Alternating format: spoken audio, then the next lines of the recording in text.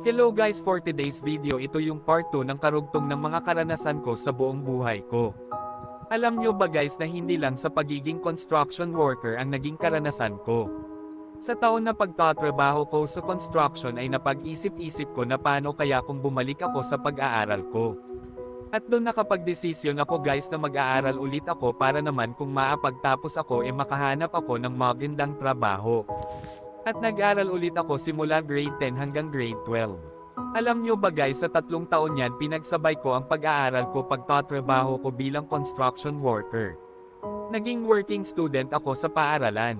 Simula nung nang working student ako, maraming mga guro yung tumulong sa akin para lang maipagpatuloy ko yung pag-aaral ko. Alam nyo ba guys, ang babait ng mga guro ko.